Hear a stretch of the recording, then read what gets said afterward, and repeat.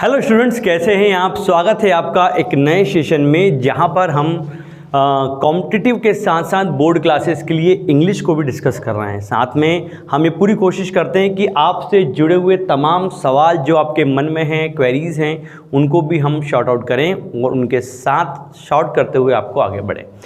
As you all know, this session is powered by Harda Degree College, where you feel yourself comfortable in solving your doubts. अब हम last session की अगर बात करें तो conjunction हमने पढ़ लिया है, हालांकि एक बड़ा चैप्टर है, पर एग्ज़ाम पॉइंट ऑफ व्यू से बोर्ड एग्ज़ाम्स के लिए इतना भी इम्पॉर्टेंट था वो मैंने आपको पढ़ाया है। इसके अलावा यदि आपको कोई डाउट है तो आप बिल्कुल पूछ सकते हैं। अब एक नया सेशन हम शुरू करेंगे टाइम एंड टेंस का। देखो, ये टॉपिक दोस्तों ऐसा है जो कई बार कई समय तक आप लोग पढ़ते हैं। Still you face some problems in time and tense, तो वो चीज़ें ध्यान में रखते हुए मैं आपको टीच करने की कोशिश करूंगा। और आई अश्योर यू कि ये सेशन अगर आपने पूरा देखा, ये जो वीडियो बनेंगे टेंस के, कुछ समय लगेगा उसमें, हमको लॉकडाउन है, हम पूरी कोशिश करेंगे आराम से और बहुत अच्छे से पढ़ें। अगर ये सेशन पूरा अटेंड करते हैं, पूरे वीडियोज़ के अगर आप देखते हैं, तो आई अश्योर यू कि आपको इन फ्यूचर और कभी भी टेंस से रिलेटेड कोई प्रॉब्लम नहीं आएगी। तो पहले हम बात करते हैं यहाँ पर हम जो टॉपिक पढ़ने वाले हैं, टाइम एंड टेंस। कई बार आपने देखा होगा यहाँ पर हम बात करते हैं, इसको बोलते हैं समय और काल। एक बहुत अच्छा कमेंट कल आया था कि सर आपकी राइटिंग समझ में नहीं आती, तो भाई I will try my level best कि अच्छे से लिखूँ मैं, ठीक है। लैंग्वेज वालों के साथ थोड़ी सी दिक्कत आती है ये वाली। खैर, अब हम चलते हैं। कई बार आपने देखा होगा यहाँ पर बुक में टाइम एंड टेंस अलग अलग लिखा रहता है, पर पढ़ते सिर्फ अपन टेंस है। तो टाइम लिखने का क्या मकसद है? देखिए, एक बात याद रखिए, टाइम का मतलब होता है समय, जो कि वर्ब के आधार पर समझा जाता है। जैसे कि मैंने कहा राम खेल रहा है।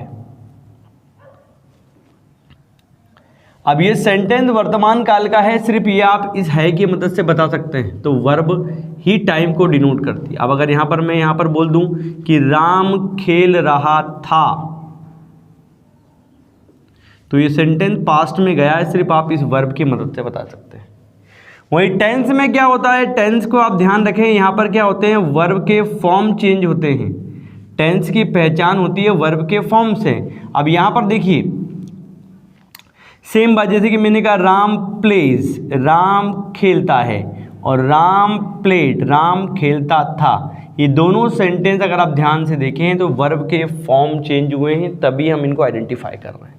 तो पहली बात, time is known by verb and tense is known by forms of verb. हर टेंस में वर्ब की फॉर्म चेंज होती है, बेसिक चीज़ें, ठीक है ना। आज की वीडियो में हम टेंस का प्लेटफॉर्म बनाएंगे, बेस जानने की कोशिश करेंगे, और उसके बाद हम आगे बढ़ेंगे। जनरली मैंने देखा है किसी भी वीडियोस में या ऑफलाइन क्लासेस में डायरेक्ट पढ़ाने लग जाते हैं, तो उधर पे एक दिक्कत आती है। अब देखिए, कुछ टेंस से रिलेटेड बेसिक चीज़ें, सबसे पहले 3 प्रकार के होते हैं, एज यू ऑल नो।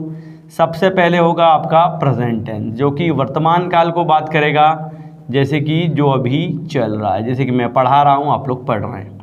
दूसरा होगा पास्ट टेंस, यानी कि भूतकाल, जो कि बीत गया है। पास्ट टेंस क्या बताता है? भूतकाल, यानी कि जो बीत गया है। तीसरे नंबर पे आएगा आपका फ्यूचर टेंस, यानी कि जो आने वाला है, भविष्यकाल।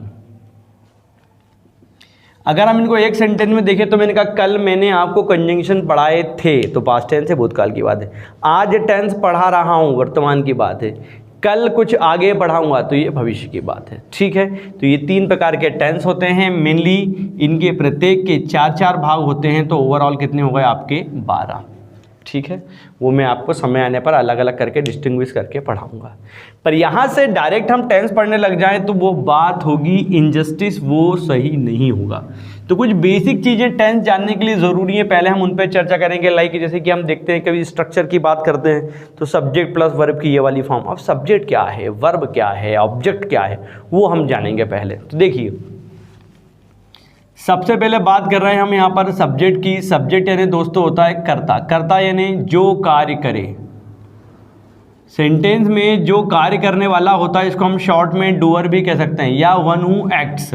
इंग्लिश में अगर इसको पढ़ेंगे तो हम ये बोल सकते हैं वन हु एक्ट्स, जो कार्य करे। जैसे कि मैंने कहा राम प्लेज हॉकी। अगर एक सेंटेंस लिखा राम हॉकी खेलता है, तो काम कौन कर रहा है? राम।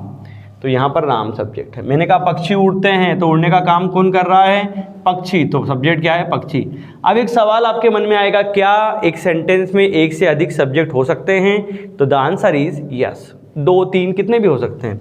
जैसे कि मैंने कहा Ram, Mohan and Mohit are playing hockey. अब यहाँ आप देखेंगे इस सेंटेंस में राम, मोहन और मोहित 3 लोग हॉकी खेल रहे हैं, तो यहाँ पर 3 सब्जेक्ट है। कुल मिला के इसका मतलब in short we can say like that कि there may be more than 2 subject in a sentence. ठीक है, तो याद रखिएगा सब्जेक्ट यानी क्या होता है? कर्ता। जो कार्य करे वो होता है कर्ता। बात समझ में आ गई होगी। ये बहुत आराम से और ध्यान से समझने वाली बात है। ठीक है, अब हम आगे चलते हैं। सब्जेक्ट के बाद अगली जो इंपॉर्टेंट कड़ी होती है टेंस पढ़ने के लिए, वो होती है आपकी वर्ब। वर्ब यानी क्या होता है? क्रिया। क्रिया, इसको हम कह सकते हैं इंग्लिश में एक्शन वर्ड्स। सबसे अच्छा तरीका है एक्शन वर्ड्स, या ऐसे शब्द जिनसे किसी कार्य का होना प्रकट हो। मतलब क्या दिखाते हैं? ऐसे शब्द जो किसी कार्य का होना प्रकट करे, कार्य का होना प्रकट करे। जैसे कि मैंने कहा प्ले यानी कि खेलना, काम हुआ। रन यानी कि दौड़ना। स्लीप यानी कि सोना। टीच यानी कि पढ़ाना। अब इसको शॉर्ट में अगर आप समझना चाहें तो ऐसे भी कह सकते हैं कि वर्ब के अंत में आप हमेशा ना शब्द छुपा हुआ देखेंगे। ना, खेलना, पढ़ना, सोना। वह दौड़ रही है तो क्या होता है? दौड़ना। ठीक है, तो एक्शन वर्ड्स जो होते हैं वो कहलाते हैं हमारी वर्ब। जैसे कि मैंने कहा शी इज वीपिंग, तो वो क्या कर रही है? वो रोने का काम कर रही है, तो वर्ब है। ऐसा भी कह सकता हूं कि सब्जेक्ट के द्वारा किया गया कार्य, सब्जेक्ट जो काम करता है वो वर्ब होता है, ऐसा भी कहा जा सकता है। ये भी बिल्कुल सही है। ठीक है, जैसे कि मैं पढ़ा रहा हूं, मैं सब्जेक्ट हूं यहाँ पर आपका। I am teaching, what I am doing? I am teaching, तो teach is a verb here. ठीक है, तो एक्शन वर्ड या ऐसे शब्द जो किसी काम का होना प्रकट करे दोस्तों, वर्ब कहलाता है। ठीक है, अब हम आगे चलते हैं। सबसे इंपॉर्टेंट जो तीसरी चीज है वो है ऑब्जेक्ट, और इसको लेके मैंने बहुत लोगों को कंफ्यूज होते देखा है। ऑब्जेक्ट यानी होता है कर्म। आप याद रखिए, जिस पर काम हो, जिस पर कार्य हो, या ऐसा भी कह सकता हूं कि सब्जेक्ट के द्वारा किए गए कार्य का असर जिस पर हो। इसको हम इंग्लिश में इन शॉर्ट कहें तो सिर्फ एक चीज याद रखिए, receiver, one who receives an action, जो कि एक्शन को रिसीव करे वो ऑब्जेक्ट होता है। जैसे कि मैंने कहा I opened the door, here you can see I is a subject because it is performing an activity. Open is an activity, मतलब ये हो गई आपकी वर्ब, और ये खोलने का असर दरवाजे पर हुआ है, तो दरवाजा क्या है? आपका ऑब्जेक्ट। ये बहुत आसानी से समझा जा सकता है पर बहुत टफ पड़ता है लोगों को। आप समझिएगा, आपको सिर्फ ये देखना है कि जो वर्ब है ये जो काम इस पे हुआ है या नहीं। अगर हुआ है तो ऑब्जेक्ट है, या नहीं तो नहीं। अगर जैसे मैंने बोला शी वेंट टू भोपाल, अब यहाँ पर लोग अक्सर मैंने देखा है बहुत गलतियां करते हैं। सी सब्जेक्ट, वेंट वर्ब और भोपाल ऑब्जेक्ट। अरे कहाँ से ऑब्जेक्ट भैया? आप देखिए वेंट यानी होता है जाना, जो कि वर्ब है। क्या उसके जाने का कोई असर भोपाल पे हुआ है?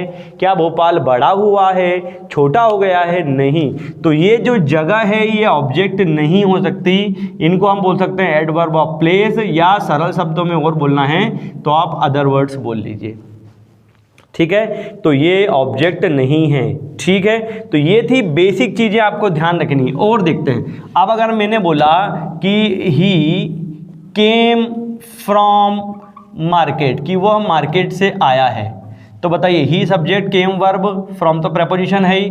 क्या मार्केट यहाँ पर ऑब्जेक्ट है? बताइए हाँ या ना। ये आपको बताना है कि मार्केट यहाँ पर ऑब्जेक्ट है या नहीं। तो दोस्तों ये था आज का वीडियो, जहाँ पर अपने टेंस शुरू किया, साथ में फंडामेंटल चीज़ें पढ़ी।